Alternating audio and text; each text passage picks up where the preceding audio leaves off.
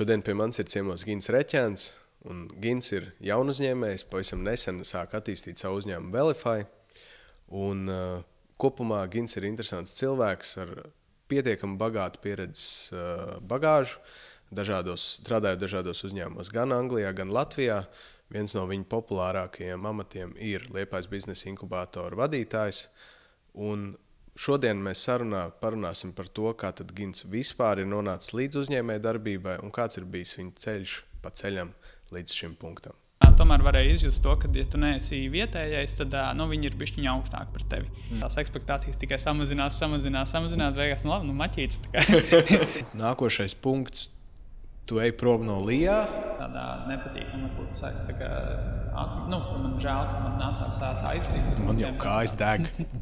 Vienkārši tā, ka redzi, Jā. Tā tu īstenībā jūties. Man viens brits man prasīja, no kuras Londonas daļas es esmu. Un tad tāds saucamies Velify, rakstamies welif.ai. AI uzsvars uz to, kad mēs darbojamies ar mākslīgo intelektu.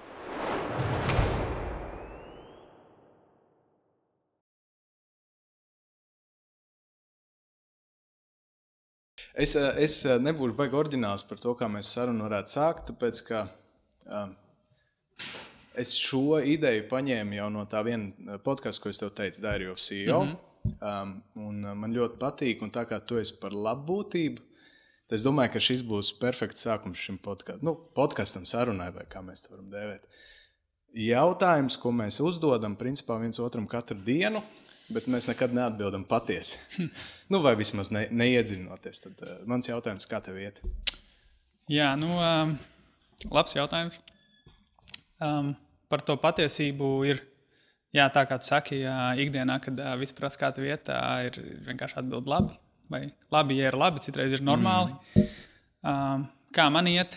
Labi. Tieši tā arī ir, bet tā dziļāk droši vien, kad tā kā satraukumiem bagāta ir droši vien, kad mana ikdiena, bet ļoti izteikti jūtos, kad esmu īstajā vietā, daru to, kas man patīk, un dzīve iet uz to pusi, kas man patīk.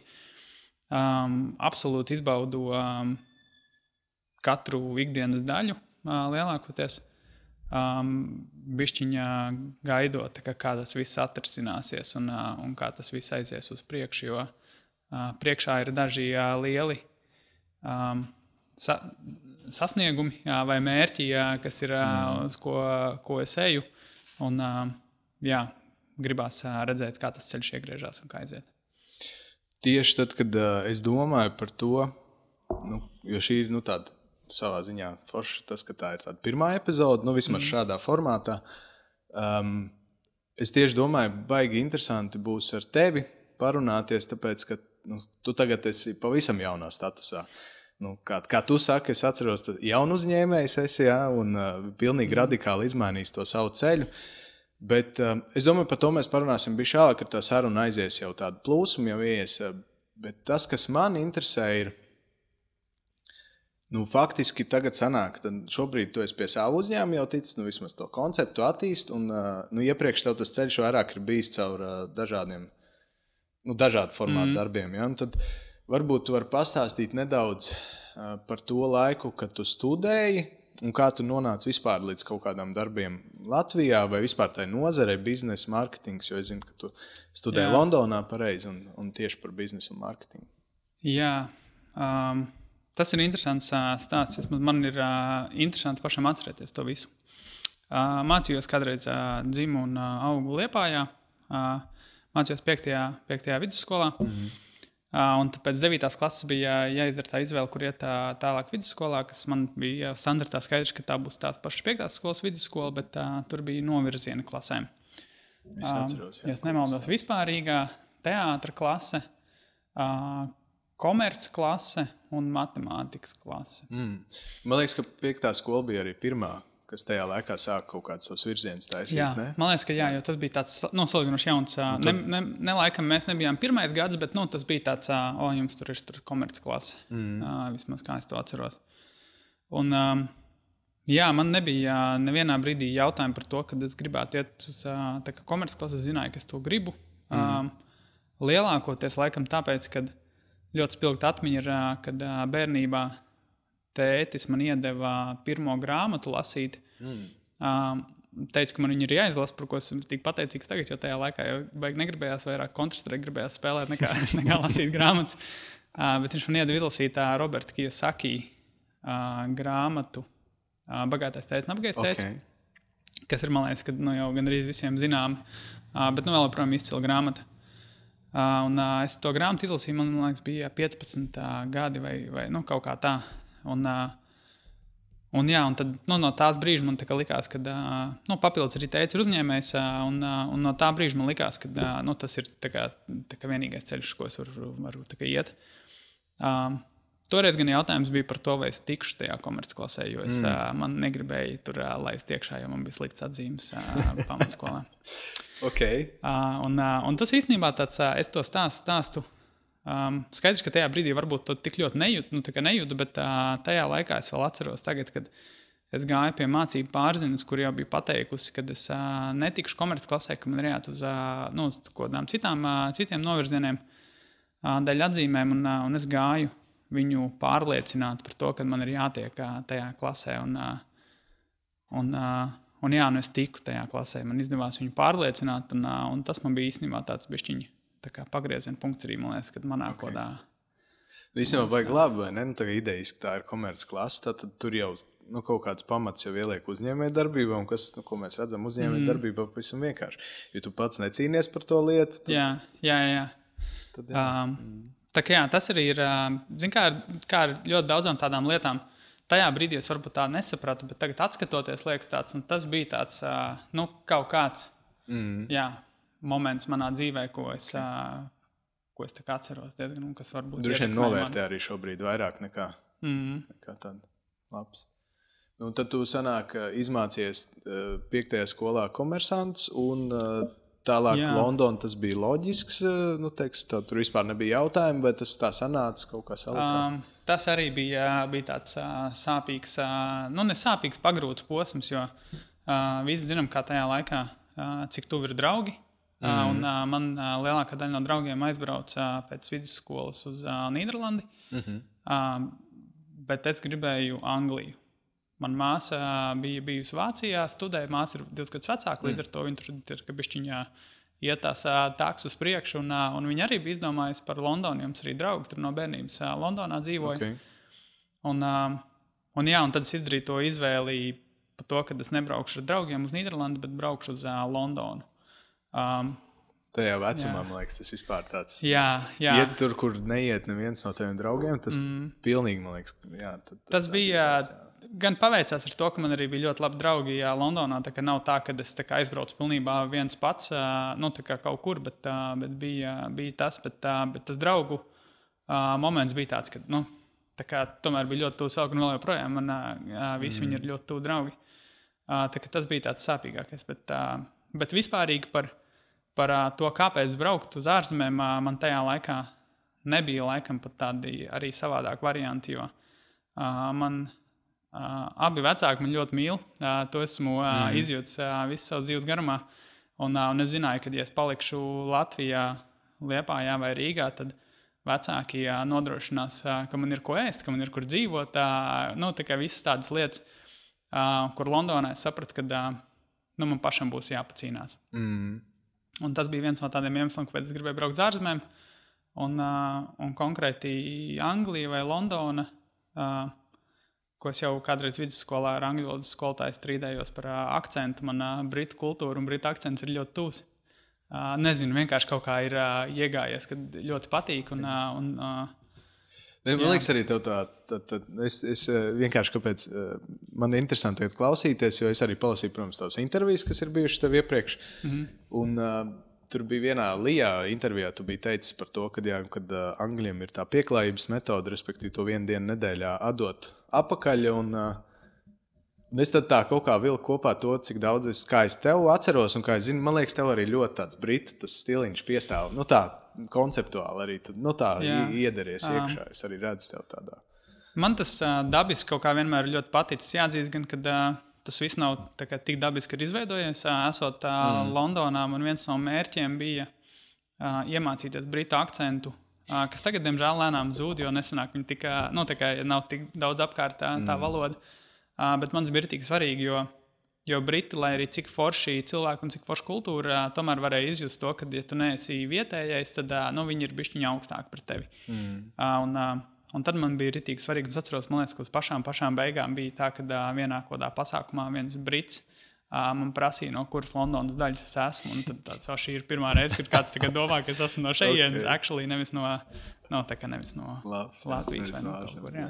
Ok, forši. Es vienkārši šeit mēģinu arī atcerēties, jo mēs kaut kur vienmēr esam bijuši kaut kur attāli, teiksim, ne gluži vienās kompānijās, bet tad kāds no manas kompānijas ir bijis tavā kompānijā, tā tur kaut kur vienmēr apkārt, tā atceroties jaunību un vidusskolas laikus. Ar ko tu mācījies vienā klasē vai kas jūs bijāt tur Bariņā, vienkārši atceros? Bariņā, kas mums no tādiem tuvākiem, ko tu arī varētu zināt, ir Lauris Rutkis, Deivs Rupšlauks, Kristians Enčijus, Aivars Katkovskis, Kaspars Trinītis. Viņi gan arī Kristians un Kaspars bija pirmajā skolā. Dāls Grietāns arī jā. Tad paralēli mums tagad tas Bariņš ir protams, lielākā kompānijā ir Jānis Lakstiņš, Aiga Lakstiņa tagad. Dana, restīvi mums ir tāds plašāks. Kas mēs diezgan daudz vispār, tāds viens čatiņš mums ir ar draugiem, mēs, man liekas, esam kaut kur tūp pie 30 cilvēkiem, kas ir visi liepainieki, bet, kā kurš, kāds ir Kanādā, kāds ir kaut kur citur ārzemēs, kāds Rīgā, Liepājā. Jā, mums ir atkal izteiktāk, man bija ar klasi tieši, mums ir izteiktāk tā komūna, nevis tāda, teiksim, draugu. Man ir, es teiktu tā, man ir uz vienas rokas saskaitām draugu, kas, tiešām tāda, es teiktu īsti draugi, jā. Paziņas, protams, ir daudz, tas tā mēs tā visi viens otru pazīstam, bet, ar klasi mums atkal arī tā kā tu saki, mums ir čatiņš, tur regulāri kaut kas notiek, mēs tiekamies, un tā, tas atceros. Bet tad... Jā, Sato un Aivars, visi tie, tāpēc arī tagad atceros. Un tad sanāk, ka tu arī ar viņiem jauni, tajā laikā braukājis arī ar BMX kaut ko bišķiņu. Jā, bija tāds posms. Baigi maz posms gan, bet man liekas, bija, ka nepareiz, tajā jaunības laikā. Jo mēs neesam tik veci, jā. Jā, tajā mūsu dzīves posmā. Tur bija tā, ka man vecāki nāk ordināli no Nīcas un no Jūrmalciem, mamma no Nīcas un teica no Jūrmalciem, un tajā laikā tieši notika tāda aktīva tā pārcelšanās, man liekas, kad vecāku pārcelšanās uz Jūrmalciem vairāk, un ļoti daudz darbdienu vakars vai gan arī visas darba nedēļas nogales pavadīju tieši laukos. Un tad Liepājā ar tiem hobijiem man gāja, grūtāk kaut brīdi mēs uzsākām ar BMX-u. Lauris jau bija, man liekas, tas pirmais, jo viņam brālis, man liekas, kad BMX braukāja, tā kā izteiktāk vai sāk, un tad kaut kā visi tur pavilkāmies. Bet es neatceros, restīvi, es nevienā brīdī nevarētu pateikt, kad esmu bijis labs tajā. Tas nav par to, nē. Jā. Man ir tā kā es nāku no tā BMX background, un es ļoti daudz tieši no tās savas lietas saku paldies tieši BMX-am. Tad man tāds fanātisms ir uz to, ka es aizceru, kad cilvēki, kur ir nāk no BMX tās pasaules, kaut vai viņi ir pieskārušies, un tad, kuri arī vēlāk arī daudz ko dzīvē sasniedz un izdara kaut kādas lietas, man tas tā vienkārši. Tāpēc es tieši atceros, ka tu man teici, ka tu nāc no BMX, tu mums pat iedevi iekšlap skateparkam tos vecos sargus, un tad ķiveri, ko bērniem iedot, kas arī nodara, paldies tev liels. Un tas mans jautājums ir, vai tu redz, ka tev kaut ko arī tas periods ar to BMX ir iedevis tālāk dzīvē, jā? Tieši par BMX, diemžēl, man nākās pateikt, laikam nē. Jo, kā es teicu, tas man vienkārši nebija tik ilgs posms. Tas bija tāds labs moments. Es primāri biju, vēl joprojām esmu ļoti tūs tieši moču tēmai. Man bija mocis laukos, vēl joprojām ir tagad jau savādāks. Un tas noteikti ir tas lielākais dzinulis, jo man Varbūt nepatika mīties, man patika uzdot gāzi. Iedot ručku. Jā, bet tā kā jā, BMX kontekstā es ļoti atceros pie XL salas tās trases. Tur man patika skateparks, man liekas, patika mazāk, bet man tieši tas tā kā smilšu vai dubļu trases un tramplīnu patika. Jā, loģiski tālāk aiziet tev motocikls, tad vienkārši notika upgrades. Jā. Forši. Nu, ne upgrades, vienkārši savādāks. Sports vispārīgi, man liekas, ka ir daudz palīdzējis, bet BMX nebūtu bijis tas. Jā, es arī tādu, es visu laiku mēģinu atcerēties, jo dabiski, ka tas laiks, kad droši vien, kad mēs ar tevi, kad tu braukājies, tad vispār jau tur jau bija pilnīgi cita tā scēna un viss tā darīšana bija pilnīgi citādāk nekā šodien, jā. Ok, pabeidz skolu. Kas ir tālāk? Tu nāc uz Liepāju. Es pareizi saprotu, tad tu pēc skolas nāc uz Liepāju vai pa ceļam vēl tev kaut kas sanāk? Pēc Londonas, jā. Jā, nu Londona vispārīgi manā skatījumā ir bijis, man liekas, tāds lielākais atrāviens personīgajā attīstībā. Tur es paralēli skolai strādāju pilnu laiku, man bija pilnas slodzes skola, pilnas slodzes darbs, un tad vēl ik pa brīdim, ko uzņēmumu mēģināju uzsākt, skatīties, kā iet tur nofeilojas kaut kādos veidos, bet bija jautri. Un tur es ieguvu vienkārši ļoti daudz pieredzi arī tieši gan pats par sevi, gan arī pārdošanā, marketingā un vadībā jau arī. Un tad pabeidzu bakalauru. Es biju domājis, ka uzreiz pēc bakalaura, kas man bija 3 gadi, uzreiz pēc tam es pārcelšos atpakaļ uz Latviju. Absolvējot es tajā brīdī strādāju Lotus, kas ir superauto ražotājs, tāds brītu ar ļoti dziļu vēsturi. Tieši superauto ražošanā. Es strādāju pie viņiem, viņu veikalu vadīju.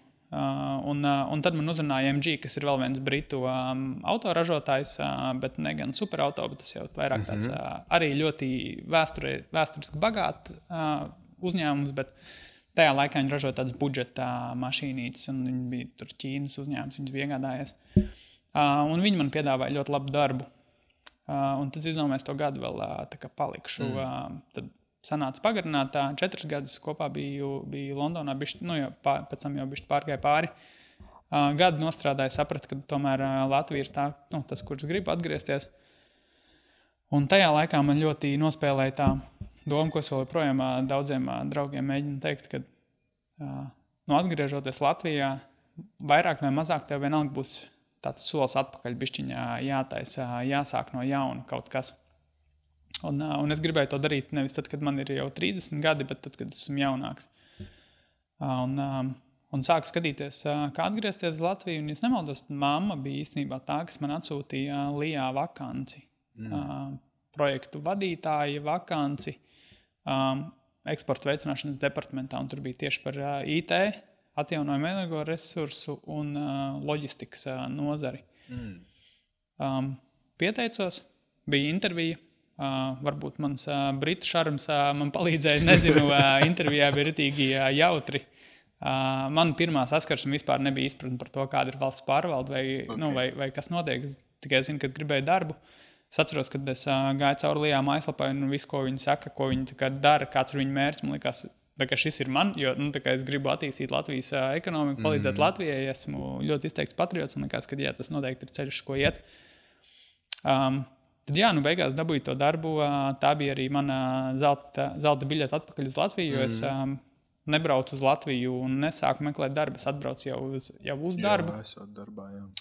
Tad, kad bija Rīgā klātienē, sanāca, ka tieši gadu nostrādāju Rīgas Lijā.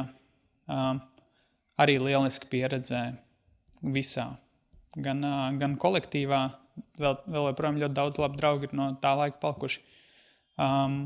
Tajā, ko darīju, es biju atbildīgs par izstāžu meklēšanu un organizēšanu, lielākoties IT nozares uzņēmumu vešanu uz izstādēm, tāpat kā uz Londonu, arī Londonas izstādi vienu uztaisījām.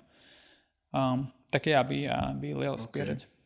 Un tajā Lotusā un MG, ko tu darīji, tad sanāk, Lotusā tu veikalu vadīji, tas ir tā kā Jā, tur tas super izpaužās? īsais stāsts par manu pieredzi Londonā bija.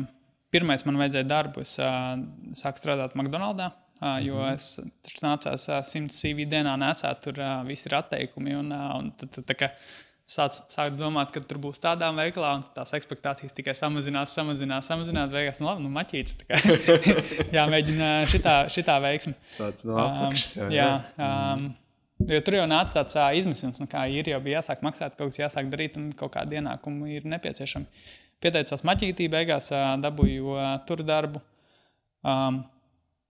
Atbraucot Latvijā uz atvaļinājumu, braucot atpakaļ lidmašīnā, izdomāju, ka tomēr maķītis laikam nebija iemesls, kāpēc es pārcēlos uz Angliju. Sāku meklēt darbu, bet tad jau man bija pieredze kaut kādas, jau zināju, kas notika, kas ko un kā. Tad pieteicos Dreiba veikalā River Island, kurš dabūja darbu par pārdevēju, un tur jau es biju ļoti introverts patiesībā tajā laikā. Un tur jau bija tā, ka man bija tiešām jāiet uzrunāt cilvēku un jāmēģina apselot, visu darīt pēc pārdošanas tehnikām. Man liekas, ka tur arī cilvēki atšķirībā no Latvijas, viņi tieši to arī sagaida, ka tu pienāks klāt un tad tev sāks strādāt. Nevis, ka mēs, ej prom. Ritīgi ļoti sagaida, bet tajā pašā laikā, it īpaši Londona ir ļoti diverse, Latvijas, kā, tur ir visas nācijas iespējamās. Un arī tieši tā atšķirība, ka tu zini, kur tu vari iet klāt, ko tu vari teikt un saprast no ķermeņa valodas nolasīt. Jo ļoti bieži jau tur arī Briti jau ļoti daudz arī sūdzās. Ja tu pasaki kaut ko pa daudz, tad viņi uzreiz sauks vadītāju un tev būs nepatīkšanas. Tur bija ļoti jālasa ķermeņa valoda un jāsaprot, kuras robežas tu mēģini, kuras tu vari pārkāpt, kuras tu nevari. Tā bija arī laba pieredze. Tur sāku mācīties pārdošanu. Tad pieteicos Lotusā. Tur es sāku arī kā pārdevējs. Tad es biju veikalā vadītāja asistents laikam, un pēc tam uz īsu brīdi arī vadītājs. Tur mainījās tās menedžments uzņēmumā. Un tad pēc tam MGS biju pārdošanas vadītājs Londonas apkaimēm. Sanāca, kad bija jāvada tas veikals un tajā pašā laikā viss pārdošanas. Apkaimē arī, jā. Okay. Labi, tad zenāk, ka tu faktiski izmācījies, trāpīji iekšā tādās kārtīgās korporācijās, jo es domāju, ka Lotus un MG ir gan jau pietiekami liela arī. Korporācijas, jā. Un tad tas lēciens apakaļ uz valsts iestādi, kādas tev bija sajūtas, tā kā foršāks, kas patika, kas nepatika, vai kaut pārnes redzēja varbūt? Man viss patika, man liekas, kad tajā laikā jau arī man patika arī Anglijā, bet es vienkārši gribēju Latviju, un tas bija tas iemesls, kāpēc es atgriezos. Bet par Lijā es biju dzirdējis, man pat arī tajā laikā varbūt bija mazāk tādi stereotipi, bet tad, kad es sāku tur apkārt cilvēkiem teikt, ka es sāku strādāt Lijā, tad sāku just tos stereotipus, tur valsts pārvalda, birokrātija, tas un tā. Ir tīpaši frāze, tu jau pelni man nodokļu maksātāju naudu, tādi gadījumi tur pa brīdim kaut kur uzpeldēja. Tad apkārtie cilvēki bišķiņi veido tos stereotipus, bet Lijā pilnībā apgāza viņus visus. Es gan jāatzīst, ka bija komunikācija arī ar citām valsts pārvaldēm. Ir tā, ka daži no tiem stereotipiem tiešām dzīvo tādu dzīvi, bet man Lijā bija lieliska pieredze. Gan Rīgā, jo mēs bijām arī tāds jauniešu kolektīvs. Tiešām labas atmiņas, vēl joprojām ļoti labi draugi no tiem laikiem. Un nebija vispār tāda sajūta, kad saka, kad valsts pārvalde tur stagnē vai ko tādu. Mēs tiešām tajā laikā tie projektu vadītāji bijām plus mīnus manu vecumu cilvēki, un visi bija tādi, kas ritīgi grib kaut ko savai nozarei izdarīt un sasniegt. Bet man liekas, tur jau ir tas Lijā koncepts, jo man liekas, arī bija diezgan relatīvi svaigs tajā brīdī, kad tu viņam pieslēdzies, un vienkārši neviens nebija iestagnējis. Visiem bija tieši otrādi jābūt ļoti, ļoti atvērtiem. Man kā uzņēmējiem skats punkts uz Lijā ir apmēram tāds. Tad ir tā uzņēmējdarbības pasaule, kur jau tāpat ir savu birokrātiju un savu ņemšanās un savu noteikumu, kurus vienkārši nevar neievērot. Un tad ir tās valsts iestādes, kur, protams, tas ir daudz nopietnāk un daudz vairākos slāņos, es teiktu, kas ir, ko nedrīkst izlaist, ko drīkst izlaist un tam līdzīgi. Bet man tā asociācija kaut kā, skatoties gan uz to, kā mēs esam sadarbojušies ar LIA klientiem, visu kaut ko, ka tomēr LIA ir tas, kas pa vidu sašķetina to birokrātijas tādu problēmu. Viņš viņu neatceļ, bet izdara tā, lai viņi nav tik noslogojoši. Es domāju, ka tā arī noteikti ir LIA viena no tādām misijām, jo idejas, ka LIA būtība ir starp valsti un uzņēmējiem. Tas ceļš, kas... Bet, protams, kad ar to ir arī bijusi kritika, arī tad, kad es strādāju LIA par kādām LIA darbībām, par to pašu birokrātiku pārāk ilgi vai atsaka kaut ko. Tagad neslēpšu, protams, kad tā ir, bet tajā pašā laikā, kas man liekas svarīgi, kas uzņēmējiem vai cilvēkiem būtu jāsaprot, kad LIA jau arī, manuprāt, tā ļoti daudz tie kritēriji ir uztaisīti, tāpēc, ka vēl joprojām ir ļoti daudz uzņēmēju, kuri mēģina tikai apbižot to sistēmu, nevis izmantot to sistēmu savam labumam. Un tas ir tā lielākā bēda, man liekas, kad sanāk, kad beigās tie, kuri grib apčakarēt, kaut ko apčakarēs jebkurā gadījumā, bet tie, kuri grib tikai to izmantot, respektīvi, lai gūtu labumu, labā ziņā, viņiem ir, diemžēl, jo viņi neskatās, kā mahinēt kaut ko, viņi skatās, kā ir jāpild, un tas, kā ir jāpild, ir vienkārši palicis smagnējāks, jo tev ir jāmēģina kā pārvaldēji maksimāli izvairīties, lai netiek izkrāpta tā nauda. Tas ir tāds mans skatījums uz to, jo bija tiešām daudz tādu kritēriju, kad mēs arī sakam, diemžēl jums ir vienkārši viņiem jāatbilst. Es zinu, ka jūs esat labs uzņēmums un jūs gribat darīt to un to, bet, lai mēs varētu nodrošināt, ka nav nekādas krāpšanas, jums ir jāizpild šie dokumenti. Tāds vienkārši ir. Jā, tad pareizi jau to saku, man liekas, tāds ir, ka šobrīd tajā uzņēmējdarbības pasaulē ir tās divas puses, ir tie, kas dara ne to, ko vajadzētu, un viņi darīs vienalga, cik smagi būs tā birokrātija, viņiem jau ir tur sistēmas droši vien un procesi, kā viņi jau to apiet, jau pirms jau tas vispār ir uztaisīts. Jā. Savukārt tā kā tam jaunam, man liekas, tā mūsu paudze tieši ļoti grib tieši pretēji darīt visu ļoti pareizi, un lai izbeigt šo tādu, tādu ne trendu, bet tādu lietu, kad viss tiek darīts tāpēc, lai kaut ko apkrāpt, kaut ko izņemt, jo, man liekas, nav nekas tracinošāks kā tā programma, ko mums visiem mācījušo vecākās paudzes. Jā, tas ir kabatā bāzēs, tas ir zaglis, ja viņam ir nauda, tas nozīmē, ka viņš ir zads. Jā. Tas nozīmē, nevis, ka viņš ir reāli strādājis un cīnījies par to, kas ir. Un mēģinājis izprast to sistēmu, bet tieši jau, tas notiek krāpju. jā, bet dīvaini, kad realitātē vēl joprojām ir tādi stereotipi tīpaši par uzņēmējiem, kas manā, nezinu, varbūt burbulī dzīvojot tā vispār nav, bet no malas citreiz vēl joprojām ir, kad, tu jau bagāts var kļūt tikai tad, ja tu zodzi. Vai tas ir... arī jāsaprot to, ka, faktiski, ja tu pasties no malas uz to pašu sistēmu, kāda šobrīd ir, tu pasties no malas, un tu saproti, kā tā lietai būtu jādara, un ja tu neesi iekšā tajā, tad, un neesi to laiku veltījis, tad tā arī varētu likties. Jā, jo, kā tad to visu tā salikt, lai tas reāli strādātu? Jā, un tad, protams, visādi tādi. Man riktīgi besīgi, ka mēs tā maza kumosiņa. Es pieļauju, ka tā masa, kas to tā nelabi izmanto, viņi jau nav liela masa. Tie ir kaut kādi ļoti veiksmīgi, tur ir, nezinu, 1/10 vai 100 daļa no visiem uzņēmējiem, kuri dara ne to, ko vajadzētu, bet dēļ viņiem ļoti, ļoti īstenībā cieši visu tā pārējā. Bet tas ir visās jomās, sportā, visur. Jā. Cerams, ka tas atrasināsies ar paudžu maiņu, jo tā kā tu teici, jaunāka paudze domā, kā maksāt algas ar nodokļiem, ierēķinot, nevis domā, ko darīt, lai nebūtu jāmaksā nodokļi. Skaidrs, ka jāuzlabojas arī ir tām pašām sistēmām un tā komunikācija no pašām valsts pārvaldēm, kā nāk, bet tas ir tāds Es domāju, to ceļu mēs šodien mēs neiesim tā ceļu, kur mēs runājam par to, kā valsts varētu veidot biznesu. To mēs varēsim parunāt vēlāk, varbūt, kad... ko zini.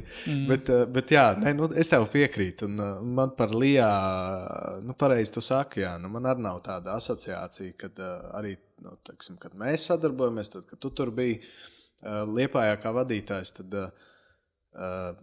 nebija tāda sajūta, ka mēs ar valsts iestādi strādājam. Jā, tiešām. Tas tā kā teicu, jā, viens no mērķiem jau ir būt starp vienu un otru, jā, tā kā vidutājiem.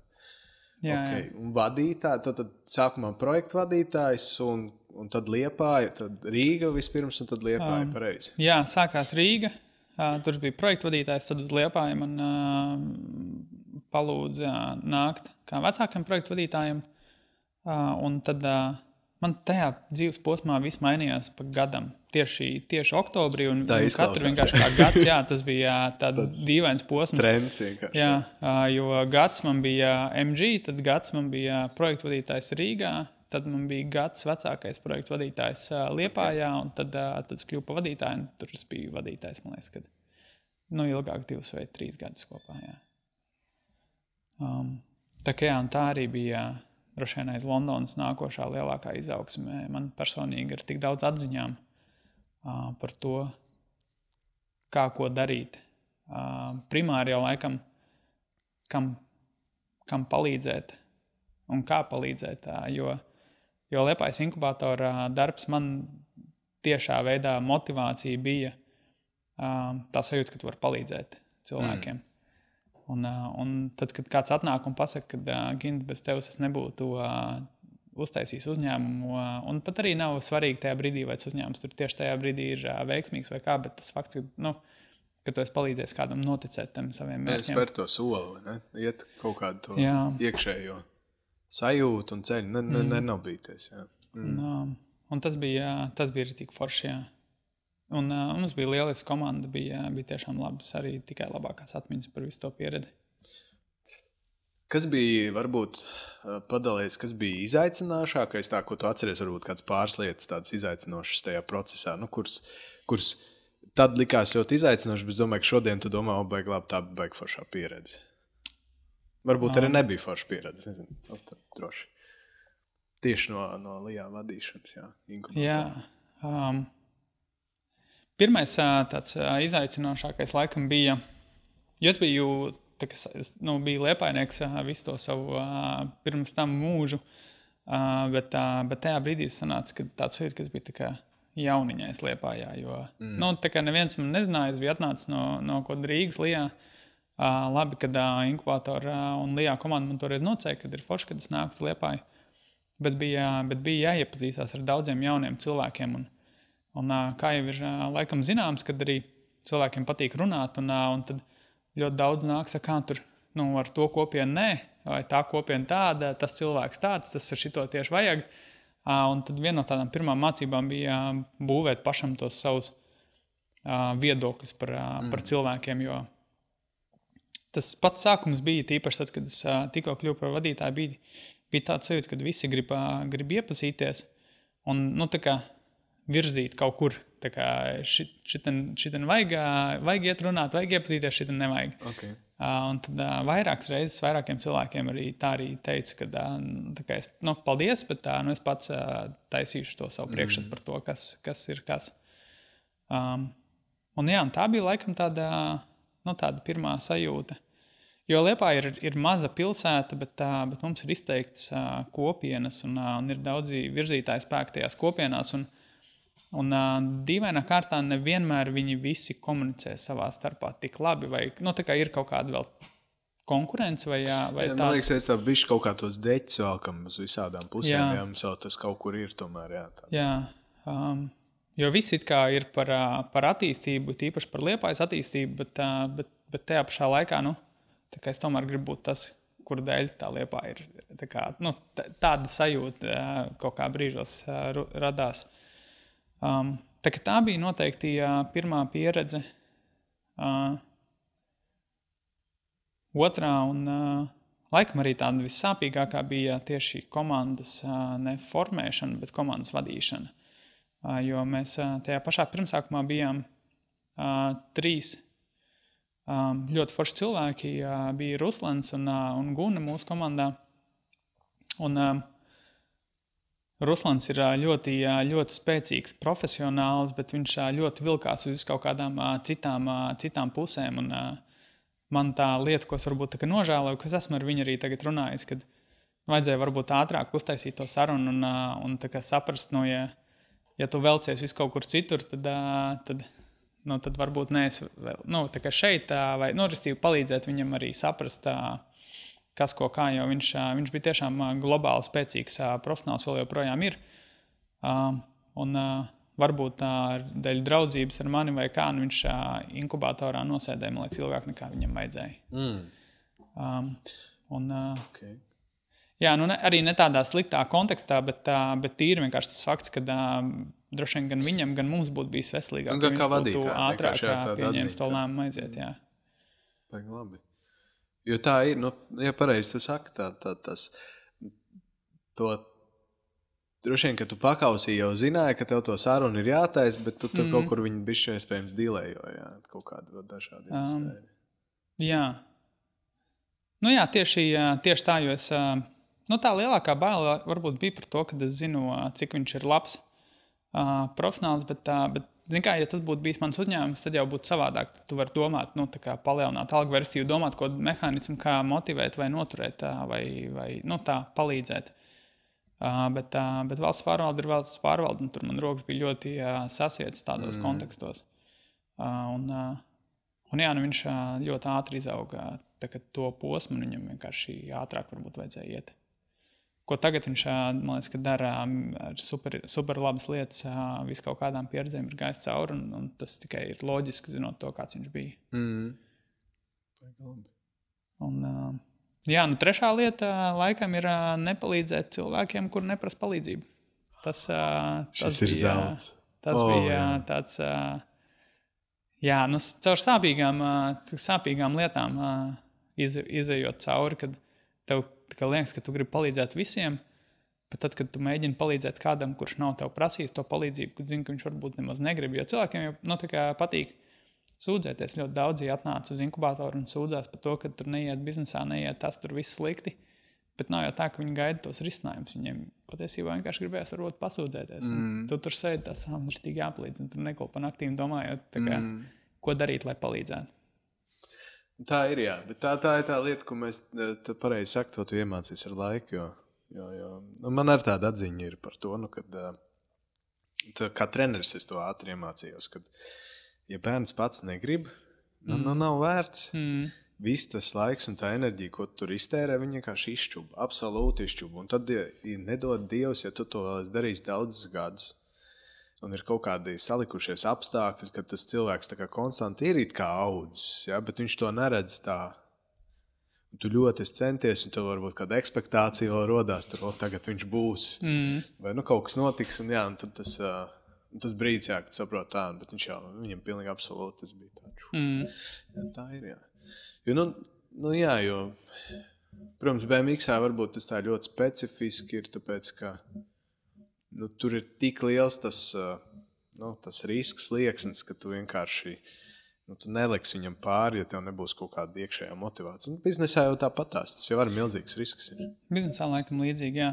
Bet atšķirība varētu arī būt vecumu kodām grupām, droši vien, kur savādāk, kā savādāk ar ko darboties, jo palīdzēt jau vajag un palīdzēt ir forši, bet tad vienkārši ir jāskatās, kā kuram cilvēkam vai tu vari mēģināt līdzēt viņam saprast, kas ir tas, ko viņš grib un tā, jo ja viņš pats neatnāk pie tevis ar kaut kādu to konkrēto jautājumu, tad beigās tur iznākums nav foršs, man liekas, nevienam, ne otram. Tas, kas man liekas ļoti interesanti, ir, ka tu tagad sanāk, ka esi, viens tu jau sāk to uzņēmēju darbības ceļu jau ar to faktu, ka tu aizgāji un cīnījies par to savu vietu iespēju klasē tikt, un tagad tālāk skatāmies, tu esi izgājis cauri vadības līmenim, kas ir, manuprāt, tā ir viena lieta, ko personīgi es nedaudz esmu domājis, ka man gribētos, ka būtu es kaut kādā brīdī tādu pieredzi ar sevi veidojis. Tieši veidojot savu uzņēmumu, ka tu es izgāju jau esošām korporācijām cauri, līdz ar to tu vari iemācīties par struktūrām, redzot viņas praktiski darbībā. Bet tad tu izēji cauri dažādiem līmeņiem, no apakšas līdz vadībai, dažādiem vadības līmeņiem. Nākošais punkts, tu ej prom no lijā, tā pareizi sanāk, tu pats izvēlējies iet prom. Jā, okay, tad tu ej prom no lijā. Manuprāt, tu vēl bišķiņ kaut kur tā kā pataustījies nedaudz, jā, bet tev jau tajā brīdī jau bija tā virziens jau doma uz to, ko tu tagad dari, vai tas bija vēlāk? Tas bija vēlāk, jo es no lijā, kad es gāju prom, arī nebija viegls lēmums, jo, kā es teicu, man tā kā darbs inkubatorā, man liekas, ir palicis atmiņā kā viens no foršākajiem darbiem, kāds man ir bijis. Gan kolektīvu kontekstā, gan vispārīgi visas tās vīzijas kontekstā, kas ir tas, ko mēs darījām. Un pēc tam es gribēju, jo man sanāca, ka es visu to savu profesionālo karjeru esmu plus mīnus tur, neskaitot tā Angliju, bet tieši Latvijas kontekstā par IT. Rīgā sāka ar IT nozari un Liepājas inkubatoru mēs diezgan virzījām arī tādā IT kontekstā. Un es vienkārši sapratu, ka es gribu vairāk pieredzi IT pasaulē. Sāku meklēt darbus un tad bišķiņ nesmuka, kas man vēl projām ir tādā nepatīkama, varbūt tā kā, ka man žēl, kad man nācās tā izdarīt, bet, diemžēl tā dzīve iegriezās. Es pieteicos uz Accenture strādāt, jo es gribēju tieši IT kontekstu apgūt vairāk. Un tajā pašā laikā arī bija iespēja strādāt Sezā, respektīvi Sezam bija vakance Liepājas. Un pieteicos, dabūju tur to amatu, kurš bija biznesa attīstības un marketinga vadītājs, bet es jau biju uzsācis sarunas ar Accenture. Un Accenture vienkārši tas tā kā darbā pieņemšanas posms ir diezgan ilgstoši, jo viņi sākumā izvērtē. Tad, kad tu izēj cauri tajā izvērtēšanai, tad viņi pasaka jā, bet viņi tev ņem tā kā faktiski darbā, tad, kad viņiem ir konkrēts projekts, uz ko tev... Un man tajā brīdī bija tā virzība tieši bija pārmaiņu vadība, kas Accenture'am bija jauna, tā kā niša varbūt, kurā viņi skatījās laikam. Un to projektu sanāca diezgan ilgi gaidīt, un tajā brīdī es zināju, ka es jau gribu kaut ko citu. Un arī Sez man likās ļoti, ļoti forša vieta, un tad es tā kā sev, sarunā ar sevi domāju, ka es aiziešu uz Sezu, jo man arī tas patīk, un tīpaši tas vēl bija tāds loģisks solis, kur inkubatorā mēs varbūt ar maziem vidējiem strādājam, tad Sezā jau strādā ar lielajiem. Un likās, ka arī tas būs foršs ceļš, un tad vienkārši redzēšu, kā es jūtos, un beigās kāds atnāk piedāvājums no Accenture, jo viņiem nebija tāds tā kā finalizēts piedāvājums, viņiem bija, ka mums ir interese, bet viņiem ir jāatrod konkrēti, tur vēl kritērija projekts un tā, un tad es nostrādāju Sezā kādu laiku, kur arī bija daudz mācības un forši, arī tas, cik patriotiski ir cilvēki par Liepāju, ka tā kā pašam arī prieks, kad aizbraukt citām pilsētām un ka tu pārstāvi Sezu un ka tur redz arī citu cilvēku acīs, cik Liepāja ir respektēta arī lielo uzņēmumu kontekstā. Tā kā bija laba pieredze, jā, bet tad pēc kāda brīža uzrakstīja Accenture un tad es sapratu, ka tomēr tā IT industrija ir tā, kuras gribēju saprast, jā. Iemācīties daudz ko jaunu. Un tad aizgāju uz to sektoru, jā. Un sanāk, vienkārši tev tas Sezes posms baigi īsais sanāca. Vienkārši par to. Pārāk īs, jā. Okay. Jā. Bet tā ir, jā, tie kaut kādi. Un Accenture'ā tu vēl joprojām esi, vai tev tas ir? Nē, Accenture'ā es biju vairāk kā gadu. Nomainīju tur 2 projektus. Accenture ir tā kā konsultāts, idejiski tāds viņiem industrija saucās. Bet man pirmais projekts bija ārzemēs, kurš strādāja ar ārzemju cilvēkiem, pārstāvot Accenture tieši pārmaiņu vadību. Un tad otrais projekts man bija vairāk tāds iekšējs projekts, kas arī bija uzreiz interesanti pieredzi, jo Accenture lielākoties strādāja ar konsultantu, kas ir uz āru vērsti. Tā kā arī bija laba pieredze, bet pagāja vairāk kā gads, un es sapratu, kad ir jāmaina kaut kas aptuveni ap gadu es sāku domāt vairāk man jau sāk galvā kristalizēties tā ideja, kas ir tas, ko es gribu iet, jo tas uzņēmums, kas man ir tagad, mēs kaut ko ļoti līdzīgi sākām dažus gadus atpakaļ. Un nomainot konceptu, visu laiku tā doma bija, mēs sākām ar to, ka mēs gribam palīdzēt cilvēkiem kļūt produktīvākiem, uzlabot viņu produktivitāti. Mēs toreiz Liepājā sadarbībā ar Dirty Deal Audio uztaisījām audio viļņu, tā kā skaņas ar teta un beta viļņiem, kas veicina aktivitātes smadzeņu puslodi, kas veicina produktivitāti. Un plus mēs tur ielikām vēl elpošanas skaņas iekšā, lai to ar elpošanas vingrinājumus taisītu. Un arī tas biznes mums baigi tā neaizgāja, jo kārtējā, mazā pieredze varbūt, vai tā kā nepārbaudījām tirgu pirms tam tik kvalitīvi, kā vajadzētu. Bet jā, tā ideja visu laiku man galvā bija, un tā komanda daļai arī bija jau tā kā nolasīta. Un uzlikām to idejas pauzes, pastrādāju Accenturā, un tad sapratu, ka ir tā kā tā pati doma, bet savādāk virzienu. Sākām taisīt intervijas ar industriju ekspertiem, un, gan HR vadītājiem, gan uzņēmumu vadītājiem, un saprast, ka produktivitāte patiesībā manā skatījumā vismaz nāk no mentālās un fiziskās veselības. Ja tu esi vesels, tu būsi produktīvs. Ja tev ir vai fiziskas sāpes, vai tu fiziski neesi vesels, vai mentāli neesi vesels, tad skaidrs, ka produktivitāte var arī kristies. Un sākām skatīties vairāk tajā virzienā, un tad taisījām tās intervijas, saprast, kāda risinājuma ir, vai kādas problēmas ir, ko izjūta pašnodarbinātības vadītāji, ko izjūta uzņēmuma vadītāji, ko izjūta par darbinieki. Palielinājām komandu, piesaistījām vēl cilvēkus komandā, tagad esam 6. Un sākām būvēt risinājumu. Okay.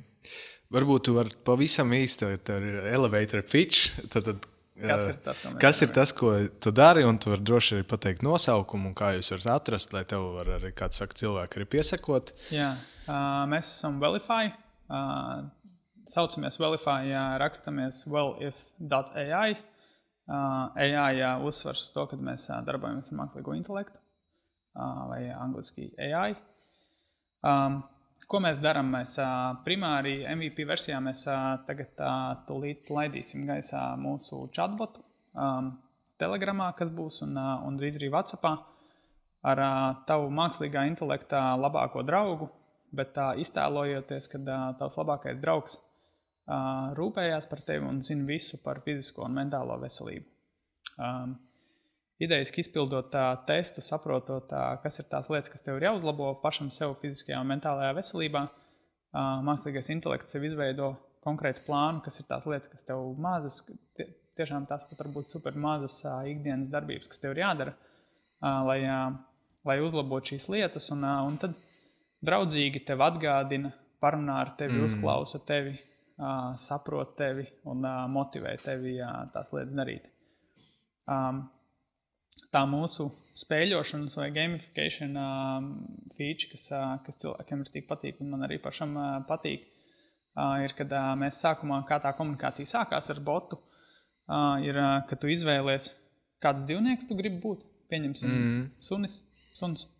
Un tev ir animēts mazs kucēns, kurš darot tev tās lietas, kas tev ir jādara, piemēram, tev jāiet katru dienu pastaigāt, vai jāsparto, vai jādzer ūdens, un tādas lietas viņš aug un attīstās. Un ja tu nedari tās lietas, tad viņš atkal saka, man nav enerģija, jo tu neesi bijis pastaigā ar mani, vai tādas lietas.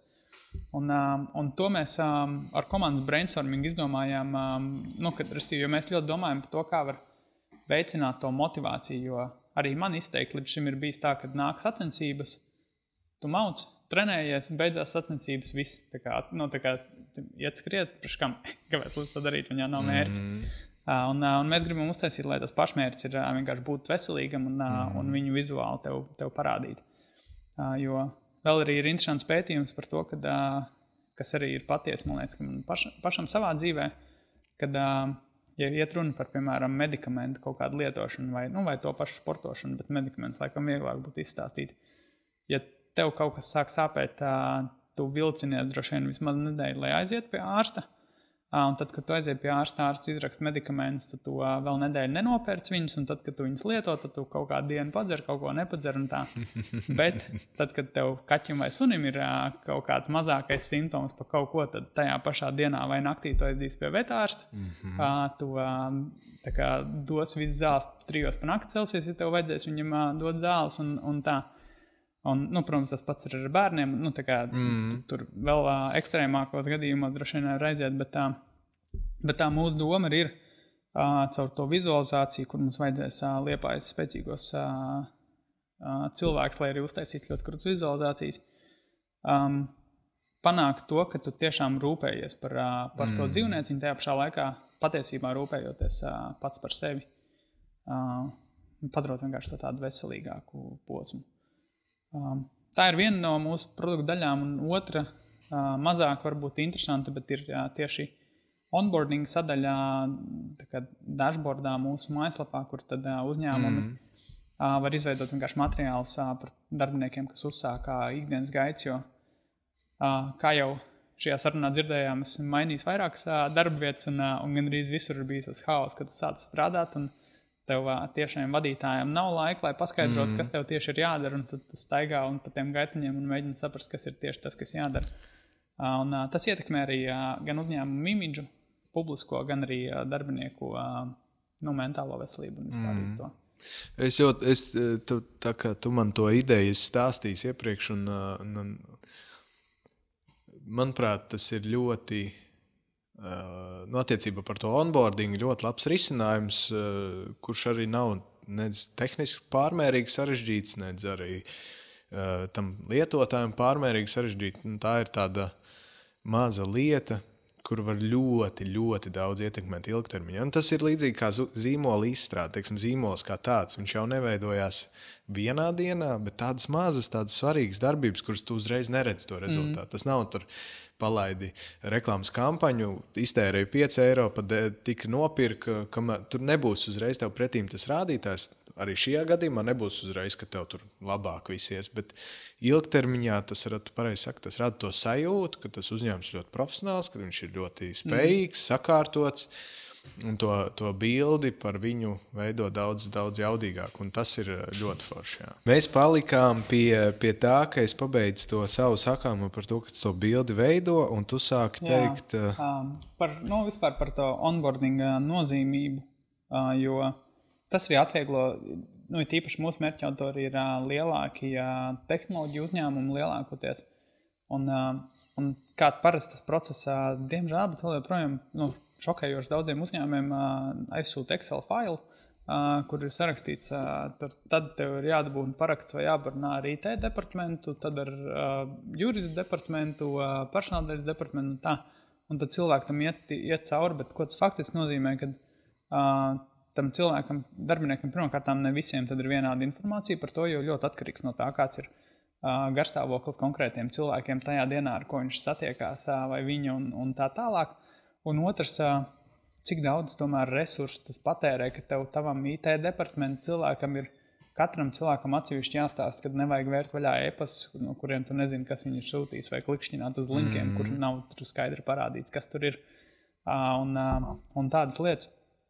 Un jā, mēs vienkārši to gribam tā kā automatizēt, bet tas arī nav tā pavisam godīgi, nav tas mūsu lielākais mērķis darīt, automatizēt to procesu, tas ir vienkārši tāds tā kā nice to have. Jo mūsu tā galvenā doma ir, kad ir ļoti daudz cilvēki, kuri domā, kad viņi jūtās labi, kad viņi ir veseli un viņiem neko nevajag darīt savas pilnveidē. Piemēram, ļoti populārs stereotips ir, kad prasa, vai tu esi vesels fiziski. Jā, viss kārtībā. Un cik bieži tev galva sāp? Reizi nedēļā. Nebūtu jāsāp tev galvā reizi nedēļā, vai tev nebūtu jābūt tā emocija, kodiem mood swingiem visu laiku, vai ko tā tev būtu.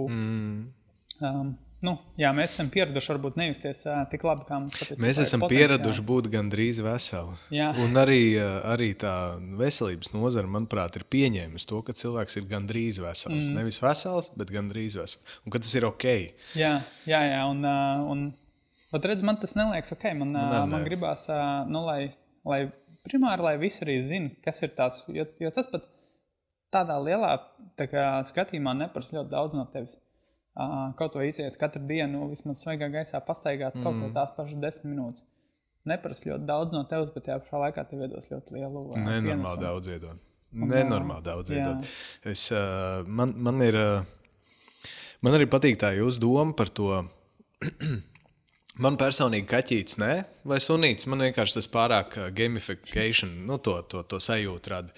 Bet es arī tā nevērtēju pēc sevis, jo es domāju, ka daudziem cilvēkiem tas būs vienkārši ideāli. Un man ļoti patīk tā doma, ka tu ar to, ar viņu attaino precīzi, kāda ir realitāte. Tas ir vienkārši izcili. Ja tu neej pastaigāties, tu neiedzer ūdeni, tu neizkustini plecs, tu neuztais kādu elpošanas vingrinājumu, tu esi konstanti augstos stresa līmeņos, un tu vēl pieņēmis, ka tā ir norma, tu neredz to, un tad tu atvērsi to aplikāciju, un tur tas kaķītis jau ar krustiņiem, ar kaut kādiem jau tur pelēki, netīrs, noputējis un bēdīgs absolūti, klepoja. Ideāli vienkārši. Mums citreiz tam cilvēkam vajag, lai viņam tik burtiski to parāda. Tā, redzi? Jā. Tā tu īstenībā jūties. Un tas ir wow, jā. Jo mēs kā cilvēki, īpaši, ja tu sāc justies tagad sliktāk, bet pakāpeniski un lēnām sliktāk, ka tu īsti pat kādā brīdī varbūt nesaproti, cik slikti tu patiesībā jūties. Līdz brīdim, kad tu sāc saprast, kā ir, ka tu jūties labi. Un tas ir tas, ko mēs gribam parādīt. Mēs vēl domājam par kādām vārdu spēlēm vai kāds varētu būt. Man viena no idejām bija, kad tas mazais dzīvnieciņš tajā virtuālajā pasaulē attēno, restīvi tava viena diena ir, piemēram, viņam tā kā 1 mēnesis. Un tad, respektīvi, ja tu neesi vienu dienu izgājis pastaigāt, tad viņa pasaulē tu neesi mēnesi izgājis pastaigāt, lai parādītu, tā kā vēl dramatiskāk. Jo tas, ka tu nedari kaut kādas mazās lietas ikdienā, kas ir veselību veicinošas, tu viņas nesajūti uzreiz.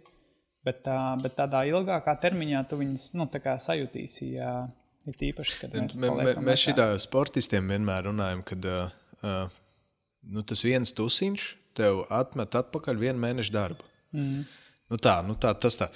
Un tad, kad tu to sakai, tad tur šajās nākošajos 2-3 treniņos tu nebūsi tajā pašā formā, kurā tu biji, tad tas viņiem nerada nekādu sajūtu. 3 treniņi, kas ir 3 treniņi? Jā. Es profesionāls sportists, man 6, 7, 8 treniņi par nedēļu, gandrīz jau neko nezaudē. Bet, kad tu pasaki, ka tu esi mēnesi zaudējis, lai tu nonāktu atpakaļ turpat, kur tu biji, tiem, kas ir profesionāļi, tas uzreiz ir tāds. Mēnesi? Wow, tas ir uzreiz. Jā, mēnesis jau ir ilgs. Un es domāju, ka līdzīgi var, jo man ar to sportošanu tiešām tā ir, mēs tagad, kad man piedzima meitiņas, tagad kaut kādu periodu nebija aktīvi sportojis. Labi, uz veciem lauriem viss labi bija, bet atsākot aktīvāk sportot, ja iepriekš mans tas dzīves stils vispār pats kā tāds bija kustīgāks saistībā ar to, ka es vairāk trenēju ar BMX puikas, tad šajā periodā atsākot sportot, vienkārši pildot vienkārši vingrinājumus. Treniņš ir tikko sācies, un man jau kājas deg. Vienkārši tā, kad un to tu nejūti absolūti nemaz. Ja es teiktu, bija kaut kāds punkts, kurā, tas svars bija pienācis klāt, un es jau jūtu, šis nav tas, kur es gribu iet, bet tik burtiski kā tajā brīdī, kad tu aizēji uz to zāli vai aizēji uz treniņu, aizēji izskriet un tajā brīdī sajūti to realitāti, tā tu ne, un tam ir jāpēt, man tas bija gandrīz vesels gads sanāca, šokējoši. Tā kā ir, kad tu to, piemēram, gadu neko nedari, un tev, vai gandrīz neko samazini, bet tev liekas, ka nav jau slikti, kā es pa trepēm uzkāpt varu, tā kā viss ir fine, es jūtos ok. Bet tad, kad tu sāc atkal kaut ko darīt tāds, bet es tagad jūtos daudz labāk. Es pirms tam it kā varbūt jūtos ok, bet sākot kontrastā skatīties, es labāk jūtos šitā nekā pirms tam. Ja man arī sanāk, ka daudz cilvēki, jo man šī tēma ir tuvā, prasa, kas tad ir tā, piemēram, viena lieta, ko tu varētu, vai es varētu sākt darīt, lai justos labāk. Un man liekas, ka spilgtākais piemērs ir ļoti, jau triviāli, bet kontrasta dušas vai ziemas peldas vai nurstīva augstumā, cold exposure, terapija, cold exposure. Jo, ja tu nekad to neesi darījis, tev liekas, kā tu labi jūties un tā, bet tad, kad tu sāc to darīt, sākums ir grūts, visam ir grūts. Tāpēc jāsāk ļoti prātīgi, nevis tur uzreiz super augsts un 5 minūtes, bet tur ramdens un 2 minūtes un tā. Bet tad, kad tu sāc to darīt, tad sāc saprast, ka tu aizies uz to darbu no rīta. Bet es jūtos daudz fokusētāks. Tagad esmu gatavs, jau tagad man nevajag izdzert 2 kafijas, un tad es ap pusdienas laiku sāku tikai strādāt. Tas mazais solīts tev iedod tādu jau daudz labāku sajūtu. Jā, ar cold exposure man ir tas Wim Hofs. Visi zina Wim Hof. Es pieļauju, ka ļoti daudz, kas skatās šo video, zina Wim Hof. Vispār tas ir tagad, jau bišķi nomierinājis, bet vienu brīdi bija ļoti trendīgi.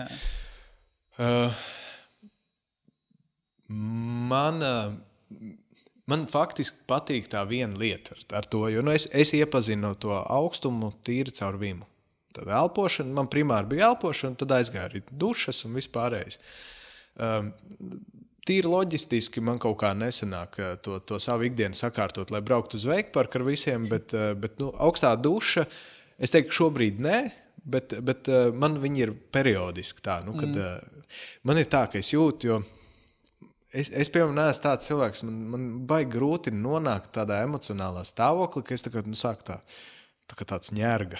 Tā tur, es nevaru vai kaut kā tā. Man ir pāris reizes dzīvē bijuši tādi punkti, tādi rīktīgi tumši punkti, un kad es saprotu, varbūt tomēr man jābeidz. Kaut kāds, uznāk tāds.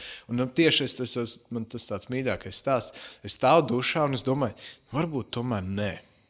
Štruns ar visu, atradīšu darbu, iešu strādāt, es pat ziņā, es tur atrastu tur darbu, es arī ļoti labi tur man viss būtu un tā.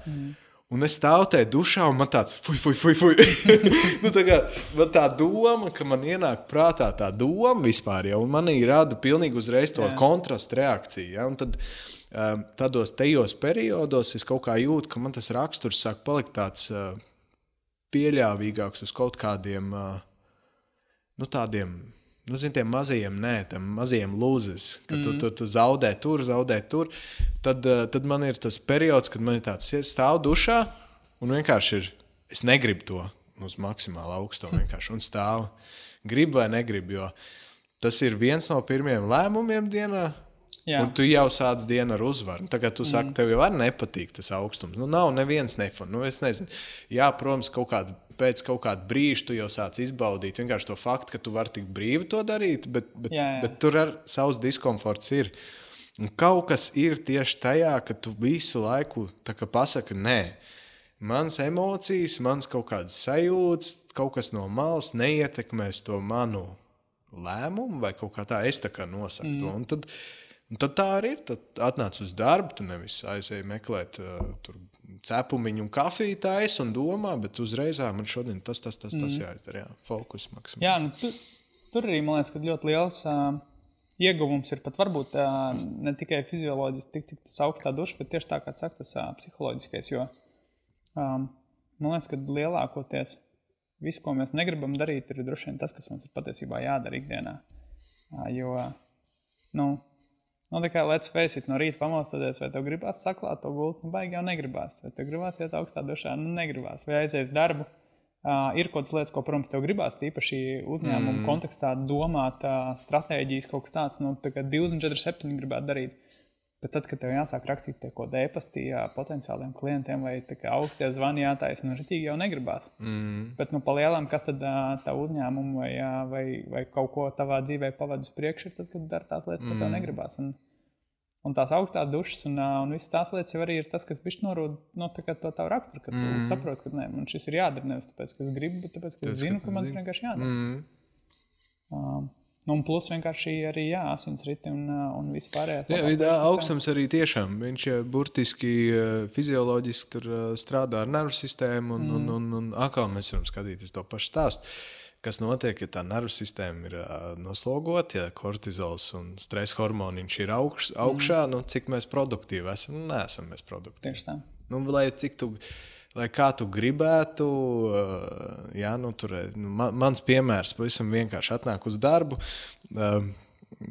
esmu maksimālā fokusā, viss ir tik labi, kaut kā visu nedēļu ļoti raiti, ir maksimāli daudz uzvaras, skatos zvana. Zvanu valsts ieņem paceļ saruna. Nu, nebija tur pat nekas tajā sarunā. Nu, kā tev liekas, cik daudz es tajā dienā atlikušajā izdarīju? Nu, ja salīdzinu ar to dienas iesākumu, ja, nu, tad tur tā mazā saruna, viņa kaut kā to kortizolu padzen uz augšu, nu, tur tāds sīkums atrisināja, bet tas brīdis, hopts stress, nu, labi, man tur arī ir rīki. Es uztaisu elpošanu, pastaigājos, es jau tur zinu, es sev apgūstu nedaudz, jau saprotu, tur jāiet pasportot, bet tāpat tev uzreiz tas restarts ir jātaisa. Un tad iedomājies, kas notiek, ja cilvēks nedzīvo tā visu dienu. Nu, tā kā viņš tā dzīvo jau 24/7. Un kad nav iespēja, nu, vai sapratnē, tā kā, ko var darīt savādāk. Jo arī tagad mūsdienās sliktais Covid, kad atnāca, tad ļoti daudz sliktas lietas notika, bet tajā pašā laikā, ko arī mans mainīja, kad ir brīvāks darba grafiks, gan visur, kur es strādāju tajā posmā vai kā, kad, nu, ja tev ir bijusi slikts zvans no rīta vai kaut kāds lielāks stress, nu, izskriet 12 pa dienu, tev nav jāgaida vakars vai agars rīts, ka tu vari iet skriet, tu vari iziet izskriet, atnāk mājās un pastrādāt pēc tam stundiņu ilgāk, nu, tā kā līdz 7. Jā, es esmu līdzīgi, tā kā tu saki, vai ne par to 12, es esmu sapratis, ka manā neproduktīvākā dienas daļa ir pēc pusdienām. Nu, tur ir dažādi iemesli tam, arī fizioloģiski, bet vispār arī es ļoti ilgā laika periodā es noķērs, ka no 2 līdz 5, nu, pat 6, faktiski es varu plānot tikšanās, sarunas, kaut ko tādu gaisīgu, nevis tādu fokusētu, nu, statisku vai kādu darbu.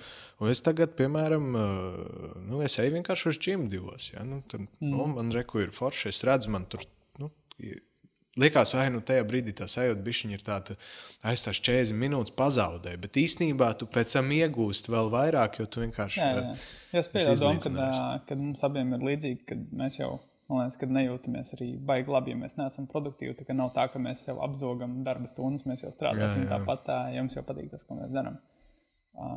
Galvenais ir, man liekas, kad izveidot to rutīnu vai struktūru tā, lai tu, tad, kad tu strādā, tu esi tiešām fokusēts un tu vari izdarīt kvalitīvo darbu. Nu, tā klausoties, man sanāk tā, nu tad tu savāc pieredzi, un tad tagad ir kaut kāds noticis tāds pilnīgs tev, man liekas, nu tāds karusels. Nu labi, pa ceļam tu teici, jūs jau tur to vienu ideju, tā kā mēģināt līdzīgi bīdīt otru, bet pastāsti lūdzu, kas mainās tevī un tavās sajūtās tagad, kad tu neesi daļa no esošas korporācijas, bet tu sāc veidot savu. Ja, tu esi tagad jaunu uzņēmējs. Kas mainās? Kas notiek? Sākums bija patiesībā arī tīgi drūms. Nu tā, pavisam godīgi. Jo tad, kad es strādāju Accenturā, es jau sāku domāt par to savu ideju. Mēs jau sākām tā kā bīdīt, un viens no iemesliem, kāpēc es aizgāju, es sapratu, ka es vai strādāju tur vai tur, un tā kā ir jau grūti tā kā menedžēt to visu kopā. Jā. Bet es biju ļoti labi. Es ļoti labi jutos visā tajā posmā, jo es katru dienu gāju tajās augstajās dušās, veselīgi ēdu, sportoju, gulēju labi, tā kā ievēroju gulēšanas rutīnas, tādas, tā kā, lai būtu veselīgi. Un restīvi, es biju ļoti labā vietā. Fiziski un mentāli es biju tā kā on point, tas nebija tā, kad es aizgāju no darba, jo es tur biju izdedzis tajā brīdī, kad man tur negribējās neko. Un tad man likās, ka jāpieņem lēmums, skaidrs, ka ļoti riskants, jo ir jāiet tā kā prom, bet es gāju prom, lai darītu to savu lietu, bet nevar jau zināt, vai izdosies, kā jau tas standarta ceļš. Un ejot prom, es domāju, ka labi, es aiziešu prom, un tad man būs vairāk laika, vēl vairāk laika lasīt grāmatu, vairāk laika sportot, meditēt, elpot, strādāt pie savu uzņēmumu un tā. Bet pirmās 2 nedēļas bija ļoti sliktas, jo man, kā jau laikam, visiem neslēpšu, bija vairāk laika sēdēt Instagramā, bija vairāk laika skatīties Netflixu, gameot ar draugiem un tā kā darīt, jo tā kā pilnībā es biju izsis no tās rutīnas un es pēc tam ritīgi ilgi domāju, kāpēc es gāju uz darbu, tad, kad man bija jāiet, kad 9 ir jābūt, tad es varēju piecelties un iet un viss bija kārtībā, bet tad, kad man nav tas darbs, pēc kā strādāju pie idejas, kas man pašam ir tik patīk, kāpēc man bija grūtāk saņemties. Labi, es tur atļauju tās 2 nedēļas arī atpūsties, jo likās atvaļināt, paņemšu un tā. Bet es sāku domāt vienkārši par to motivāciju. Un tad es sapratu, ka daudz kas man arī bija pirms tam vienkārši kā tāda atbildības sajūta. Nu, esmu apsolījis kādam, kad jūs man maksājat algu par to, kad es strādāju. Nu, tātad, ja esmu apsolījis jums, ka es strādāšu, tad man ir jāiet to darbu.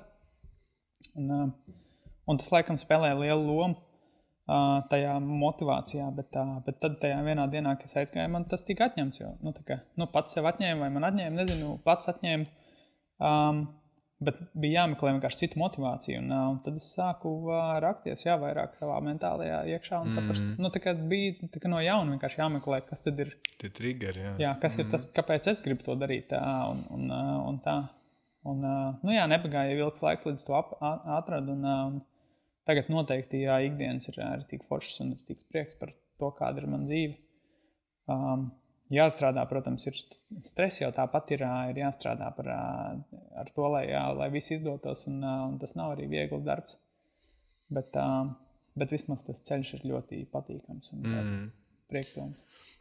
Līdzīgi, man pašam tā sajūta ir, es gāju cauri līdzīgai sajūtai, jo mēs arī samazinājām in-house komandu uzņēmumā, un tad arī bija tāds, kad viens bija tad, kad bija tas Covid izskaņa, kad mēs vairāk nestrādājām visu ofisā. Tad bija līdzīgas sajūtas, kad nebija tā saskara. Tā kā tu teici, tu esi vecmodīgs cilvēks, es tāpatās. Man ļoti patīk, ka man ir iespēja cilvēku satikt un sajust to procesu. Nevis, ka es tur kaut kur Zoomā vai tur mums arī ir visu komandas menedžmenta sistēmas, bet tas nav tas pats, un tad bija Covidā, tad, kad mēs samazinājām in-house komandu, un mums faktiski sanāca, ka uz vietas ofisā neviens praktiski bez manis nav. Tad, protams, Zoomi un vēl kaut kas, un tad freelanceri un tas viss forši, bet man čoms aizgāja arī no uzņēmuma un sāka savu uzņēmumu, un tad, ko es sapratu, tagad teicu, tā atbildības sajūta pret to komandu, tas ir viens, un es kaut kādā podkastā dzirdēju par to, ka tiem cilvēkiem, kas aiziet no vadošā līmeņa jau esošās kaut kādās sistēmās, viņiem pazūd tā, ka viņš ir daļa no kaut kāda kopuma. Un tas kopums ir bijis tas, kas viņu motivē. Tas pat nenozīmē, ka komandai jābūt lielai. Vienkārši tas, ka tas jau ir esošs pastāvošs kopums, un tas ir tā motivācija, ka tu celies, tu zini, tev jādara tas. Un, kad tu sāc savu uzņēmumu, tā ir tāda viena lieta, ka redzi, man sanāca organiski, es sāku kā freelancers pakāpeniski aizgāju līdz uzņēmumam, līdz ar to es tagad tā neizjūtu to posmu, bet tagad klausoties tev un arī to čomu, un vienkārši tas, ka pazūd tas kopums, tev jāsāk viņam pašam veidot, un tad tā motivācija arī uzreiz tas pirmais brīdis, jo viņam tieši tāpatās bija tā. Man pašam režīms jāuztais, man pašam ir jāsaliek tas, tad ir jāsaprot, ka to ir jāprioritizē, tad ir jāpiezvana, tad ir jāizdomā. Tas ir. Bet tas atkal ir tas, man liekas, tāds aizraujošais arī visā tajā procesā. Un man vislabāk patīk, ka man nav tāda sajūta, ka es esmu limitēts, jo tas potenciāls, uz ko var aiziet, ir tieši tik tā, cik tu viņu izdomās. Teiksim tā, tu neesi, tur būs griezti, es augstāk vairs nevaru. Man gan varbūt tā neizjūtu pirms tam arī kaut kādā kontekstā, protams, tās limitācijas, bet piemēram, par inkubatoru runājot, tā pieredze bija tāda, ka man īsti nebija limitācija. Man bija ļoti laba departamenta direktora tajā brīdī, kas skaitījās man tiešā vadītāja un ļoti atbalstoša un līdzēja visos iespējamos veidos, bet arī tā sajūta bija tāda, ka šis ir mērķis, kā tu viņu sasniedz. Man neinteresē, galvenais, lai viņš ir sasniegts, un tas mērķis bija kaut kas tāds, ar ko es rezonēju, kas ir Liepājas uzņēmēju attīstība. Tā kā tas man tik izteikti tā nebija, bet man vairāk bija tieši tās sevis atrašana pa jaunam kaut kādā kontekstā, jo vienkārši es biju nodzīvojis tos dažus gadus, kas ir principā viss, ar ko es sev asociēju, kad tev ir darbs, tu celies, tu ej strādā, sasniedz mērķus un sāc vienkārši no jauna atkal. Un tad pēkšņi daļa no tā kā pazūd. Un ja tā ekspektācija bija par to, ka tagad tikai sāksies tā dzīve, ka tu piecelsies un tur, startup life, tur konferences un tas, un tad tu piecelies tāds, tā kā ir jau jāatrod viss tas, tā kā viss tas jāuzsāk, tu neesi uzreiz vienkārši tajā visā tev pašam ir jāizdomā, un ne tikai jāizdomā, bet arī jāizdara tas viss. Un nav neviens, kas tev arī pabakstīs un pateiks, tev vajag to. Jo arī ar, piemēram, kādiem termiņiem vai deadlineiem, es jau varu izdomāt, kad man ir jāizdara tas un tas līdz tai dienai, bet, tā kā pašā sākumā bija tāds, labi, neizdarīšu, un ko es pats sev sarādu. Un tad arī jāmeklē tā motivācija, kā tu apņemies, ka to, ko tu esi izdomājis darīt, to tu izdari un konkrētajā laikā. Tā ir, jā. Bet tas pats, kas arī tādas smieklīgas lietas, kad, piemēram, pašam jāparakst ir, jāraksta sev iesniegums par to, ka tu sev atvaļinājumā. Jā, ritīgi daudz tāds maz visādi sīku. Maz nianses, jā, jo arī apkārt ģimeni un draugi, kā visi jau lielāko tad zināja, ka es vienkārši aizgājis no darba. Es skaidrs, kad arī saka, ka es kaut kādu uzņēmumu tur taisu, bet neko detalizēti nestāst un tad ir, var aizbraukt to atvest, var šito izdarīt, var to izdarīt, un tāds. It kā forši es negribu, piemēram, konkrēti tētim, es negribu pateikt nē, jo idejas man jau nav šobrīd tieši šajā brīdī jābūt ofisā, jo kādreiz es varēju pateikt, man darbs nevajag. Bet tad vienā brīdī tāds, šis tomēr vajag daudz laika paņemt, ir laikam jāsāk plānot, ka jāsāk draugiem arī teikt, labi, sorry, es zinu, ka esmu bezdarbnieks, bet es strādāju no tikiem līdz tikiem. Tas ir tas posms, ko es daru. Bet arī ir tās savas priekšrocības tajā ar visā lietā, ka tomēr var, ja ir vajadzība, var saplānot, samanedžēt, un tas būs daudz elastīgāk, protams, nekā tāds. Ok, zin kā, man ir tā, es jūtu, ka mēs varētu vēl kāds 2 stundas runāt, bet man rīktīgi liekas, ka šodienas saruna mums ir bijusi ļoti forša, ļoti produktīva, un mēs aizķērām jau tādas, manuprāt, labas tēmas, un es domāju, ka mēs varētu šodien arī uz tā punktu beigt, bet ar norunu, ka mēs tiekamies noteikti vēl uz kādiem 2-3 sarunām par tavu lietu, jo bija baigi forši. Varbūt tad, pirms mēs beidzam, 2 vai 3 lietas, ko tu gribētu novēlēt cilvēkiem, kas skatās, un vēlreiz var droši īsti pateikt par savu lietu, lai cilvēki var tev arī sekot. Es gribu novēlēt vai ar mūsu risinājumu, vai bez mūsu risinājumu, bet uzlabot savu veselību un domāt par to, jo tas stereotips, ka ja tu jūties nelaimīgs vai, pat varbūt ne tik izteikti, bet tu esi viegli uzskaitināms vai tev ir slikts garstāvoklis tur no rītiem vai tu pārāk atbild cilvēkiem, kam tu negribi tik atbildēt, vai fiziski sāp galva vai kaut kas tāds, un tā nebūtu cilvēkiem jājūtās ikdienā. Un mans aicinājums būtu piedomāt pie tā, palasīt vairāk un cerams izmantojot Velify rīku, uzlabot savu veselību un izstādīt tos mērķus tā sasniegšanai. Super. Paldies tev, Gint, par šodienas sarunu, lai tev ar Velify viss ir tā, kā tu vēlies, un būs daudz, kas notiks ne tā, kā plānots, to var garantēt. Jā. Tā ir viena tā burvība. Mēs, protams, plānus varam salikt, bet tie ceļi ir atšķirīgi, kā mēs parasti saplānojam, bet es ticu, ka tev izdosies, un es redzu, ka šī lieta ir vajadzīga pasaulē, līdz ar to super. Man prieks, ka tev ir tā ideja līdz tevim atnākusi, un man liekas, arī tavs ceļš ir bijis gan interesants un gan piepildīts ar dažādām pieredzēm, lai tev būtu arī tagad tas pareizais sets, lai to varētu īstenot. Paldies. Forši, super. Tev paldies par sarunu. Bija tik forši. Atkārtosim noteikti. Nice. Okay.